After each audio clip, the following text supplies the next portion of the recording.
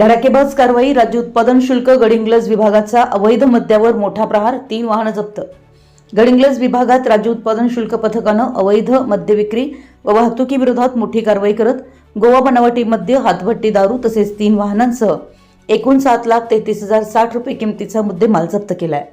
ही कारवाई आयुक्त राज्य उत्पादन शुल्क महाराष्ट्र राज्य राजेश देशमुख, सहआयुक्त अंमलबजावणी व दक्षता प्रसाद सुर्वे तसेच कोल्हापूर विभागीय उपायुक्त विजय चिंचाळकर यांच्या आदेशान्वये आणि कोल्हापूर जिल्हा अधीक्षक स्नेहलता नरवणे व उपाधीक्षक युवराज शिंदे यांच्या मार्गदर्शनाखाली करण्यात आली आहे। राज्य उत्पादन शुल्क गडिंग्लज पथकानं भडगाव तालुका गडिंग्लज, वडरगे तालुका गडिंग्लज, अर्जुनी तालुका कागल व हिंडगाव तालुका चंदगड या ठिकाणी नोंदवण्यात आलेल्या 5 स्वतंत्र गुन्ह्यांमध्ये कारवाई केली आहे।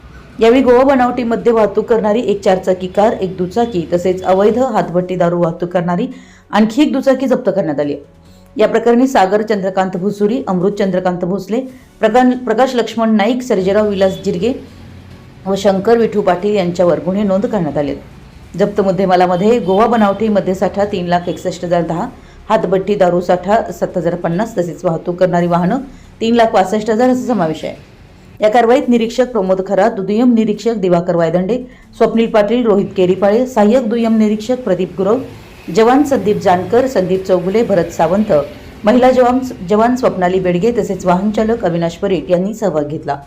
अवैध मद्य विक्री व वाहतुकीविरोधात राज्य उत्पादन शुल्क विभागाची कारवाई पुढेही सुरू राहणार असल्याची माहिती विभागाकडून देण्यात आली आहे। नवसंकेत न्यूजसाठी कोल्हापूरहून अमोल कुरणे। आपल्या परिसरातील महत्त्वाच्या बातम्या पाहण्यासाठी आमच्या नवसंकेत न्यूज चॅनलला YouTube वर सबस्क्राइब करा आणि बेल आयकॉन प्रेस करा।